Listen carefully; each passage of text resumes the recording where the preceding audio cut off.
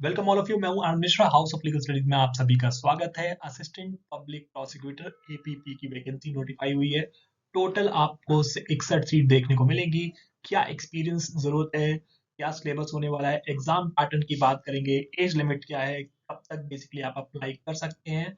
तो याद रखिएगा, assistant public prosecutor bumper vacancy notify होते हुए देख रही है आप लोगों को।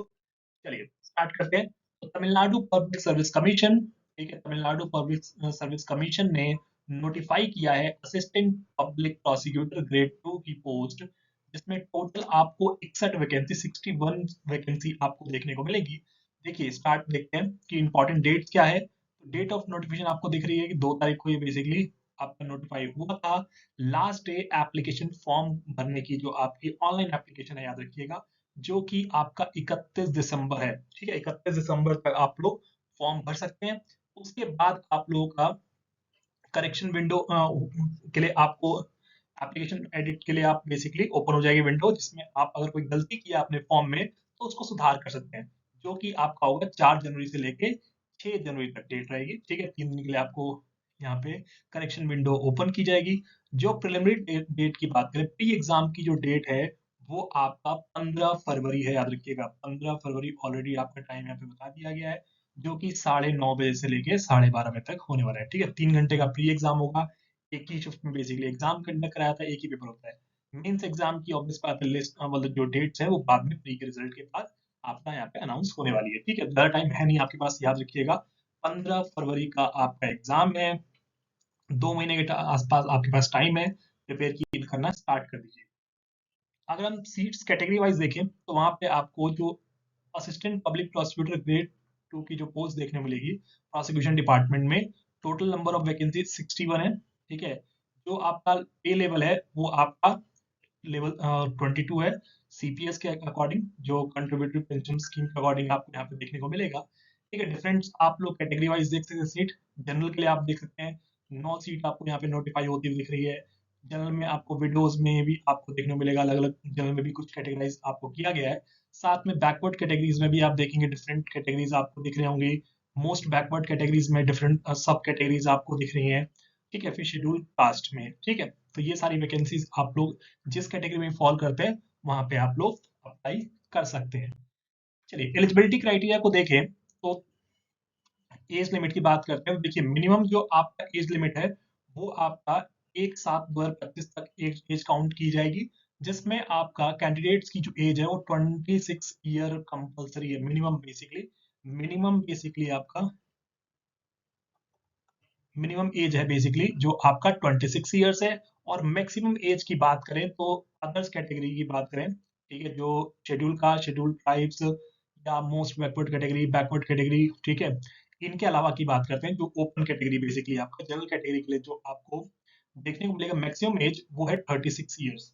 ठीक है, तो जनरल के लिए 36 ईयर मैक्सिमम और 26 ईयर मिनिमम आपको एज देखने को मिलेगा। और जनरल में अगर आप पर्सन विद बेंचमार्क डिसेबिलिटी है तो उसके लिए 46 ईयर है। एक्स सर्विसमैन के लिए याद रखिएगा 50 साल है मैक्सिमम एज लिमिट। और विडो के लिए कोई भी मैक्सिमम एज लिमिट यहाँ पे नहीं देखने को मिलेगी। क्लियर सबको? नेक्स्ट चलते हैं हम लोग शेड्यूल का। शेड्यूल ट्राइब्स में मोस्ट बैकवर्ड कैटेगरी और बैकवर्ड कैटेगरी में अगर आप देखेंगे तो यहाँ पे जो आपको मैक्सिमम एज लिमिट यहाँ पे नहीं है, कोई no maximum age limit. Clear है? तो यहाँ पे मैक्सिमम एज लिमिट आपको देखने को नहीं मिलेगी। मतलब मैक्सिमम एज लिमिट का कॉन्सेप्ट ये है, अब ये नहीं है कि आप 80 साल के हैं तो आप इसको इस पोस्ट के लिए अप्लाई कर सकते हैं, ऐसा नहीं है। मैक्सिमम एज लिमिट 60 ईयर्स है। ठीक है, क्योंकि रिटायरमेंट की एज है। रिटायरमेंट अगर आप 59 ईयर्स के भी हैं तब भी आप कर सकते हैं, 1 साल की सर्विस रहेगी ऑब्वियस बात है आपकी। अगर आप 55 साल के हैं तो 5 साल की सर्विस रहेगी, इसलिए 60 ईयर्स का यहाँ पे मैक्सिमम क्राइटेरिया दिया गया है। ठीक है, एजुकेशनल क्वालिफिकेशन को देखें हम लोग, जो इसेंशियल है आप लोगों के लिए, कि एलएलबी डिग्री तो है आपके पास। ठीक है, एक तो एलएलबी डिग्री होनी चाहिए आपके पास, ये कंपलसरी एजुकेशनल क्वालिफिकेशन है। दूसरी क्वालिफिकेशन आपको यहाँ पे देखने को मिलेगी, must be a member of बार। और एक्टिव प्रैक्टिस में क्रिमिनल कोर्ट्स में आपको कितना 5 साल का एक्सपीरियंस यहाँ मांगा गया है। ठीक है, जनरली अगर आप देखेंगे तो बाकी स्टेट्स में, चाहे वो यूपी हो, हरियाणा हो, राजस्थान है, यहाँ के एपीओ में आपको कोई भी एक्सपीरियंस नहीं मांगा जाता, लेकिन यहाँ पे आपको 5 साल का एक्सपीरियंस मांगा गया है। क्लियर सबको? और उसके साथ आपको तमिल लैंग्वेज की नॉलेज भी बहुत जरूरी है। क्लियर?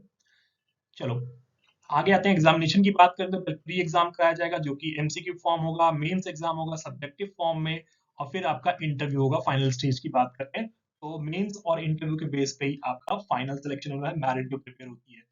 थीम ऑफ एग्जामिनेशन में अगर हम बात करें, प्री एग्जाम जो कि सिंगल पेपर है, ठीक है, सिंगल पेपर आपको देखने को मिलेगा, जो कि देख सकते हैं आप लोग, टोटल 200 क्वेश्चन होंगे, 3 घंटे का एग्जाम है आपका, जिसमें जनरल स्टडीज से आपके 75 क्वेश्चन पूछे जाएंगे, ठीक है, जीएस आपसे 75 क्वेश्चन यहाँ पे देखने को मिलेगा, एप्टीट्यूड और मेंटल एबिलिटी टेस्ट जिसमें 25 क्वेश्चंस होंगे, और लॉ से आपको 100 क्वेश्चंस देखने को मिलेंगे, ठीक है, 100 नंबर वेटेज लॉ की है, और बाकी जो 100 नंबर है उसमें आपका जीएस 75 मार्क्स का, और आपका रीजनिंग और मेंटल एबिलिटी टेस्ट आप लोग है वो आपका 25 नंबर, लेकिन पेपर एक ही साथ होगा, याद रखना, इसकी ये 3 अलग अलग सब पार्ट दिए गए हैं, ठीक है, एक ही पेपर होगा जिसमें मिक्स आपको 75 क्वेश्चन जीके के होंगे, 25 क्वेश्चन आपके एप्टीट्यूड और मेंटल एबिलिटी के होंगे, और 100 क्वेश्चन आप लोगों के यहाँ पे लॉ के देखने को मिलेंगे। मैक्सिमम मार्क्स की बात करें 300 नंबर का पेपर है, एक क्वेश्चन की वेटेज 3 नंबर होने वाली, याद रखिएगा। मिनिमम क्वालिफाइंग मार्क्स की हम लोग बात करें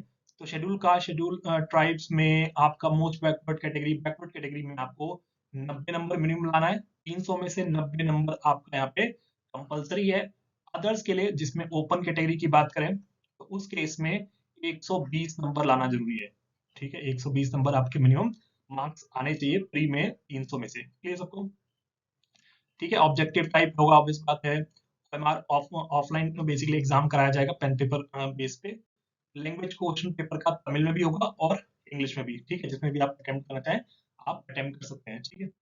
नेक्स्ट आता है इसके बाद, प्री के बाद आपके मेंस एग्जाम होगा, जो कैंडिडेट शॉर्टलिस्ट होंगे मेंस के लिए, उनके पेपर्स अगर आप देखेंगे ध्यान से तो पेपर 1 तमिल है, ठीक है, पेपर 2 लॉ का, फिर पेपर 3 भी लॉ का सब्जेक्ट्स के हैं आपके डिफरेंट, वो आपको डिटेल नोटिफिकेशन मिल जाएगा कि कौन कौन से लॉ 1 में कौन कौन सब्जेक्ट्स आपके हैं, लॉ सेकंड पेपर में, law third paper, law fourth paper, ये सारे देखने को मिलेंगे, ठीक है। तो ये आपके देखो हर पेपर जो दिख रहा है 3 घंटे का है, 3 घंटे का, और आपका 100 नंबर वेटेज दिख रही है, लेकिन जो कट ऑफ बनेगी ना, ठीक है, जो कट ऑफ की बात करें, मिनिमम देखो, मिनिमम क्वालिफाइंग मार्क्स की बात करें तो आपके रिजर्व कैटेगरी के लिए 40 मार्क्स लाना जरूरी है, यहाँ भी अदर कैटेगरी ओपन कैटेगरी के लिए 40 मार्क्स कंपलसरी है, यहाँ पे 120 नंबर लाना जरूरी है, ठीक है, चारों पेपर में मिला के, और यहाँ पे जनरल कैटेगरी के लिए 160 नंबर लाना जरूरी है, ये 400 नंबर में से। लेकिन एक चीज समझिएगा ध्यान से कि जो आपका पेपर 1 है, ठीक है, पेपर 1 जो है उसकी मेरिट नहीं जुड़ने वाली है, ठीक है, ये बस जो आपका तमिल एलिजिबिलिटी टेस्ट है तमिल में, वो आपका बस क्वालिफाइंग होगा, ये आपका क्वालिफाइंग है बेसिकली, जो मेरिट बनेगी वो आपके इन 4 पेपर्स, जो लॉ पेपर्स आपको दिख रहे हैं 4, इनकी मेरिट जो 400 नंबर में से होने वाली है। इंटरव्यू आपका 60 नंबर का कंडक्ट कराया जाएगा, जो ग्रैंड टोटल की बात करें जिस पे मेरिट बनेगी वो बनेगी आपको 460 नंबर में से, ठीक है, क्लियर है। ये जो 100 नंबर दिख रहा है आपको first paper Tamil eligibility test, वो आपका क्वालिफाइंग नेचर होने वाला है, याद रखिएगा, ठीक है। कोई भी दिक्कत हो, डाउट हो, आप लोग मुझसे कनेक्ट कर सकते हैं, जुड़ सकते हैं, इंस्टाग्राम पे, टेलीग्राम ग्रुप को आप ज्वाइन कर सकते हैं, व्हाट्सएप के थ्रू आप जुड़ सकते हैं, और यूट्यूब चैनल को सब्सक्राइब करना ना भूलिएगा। Thank you so much.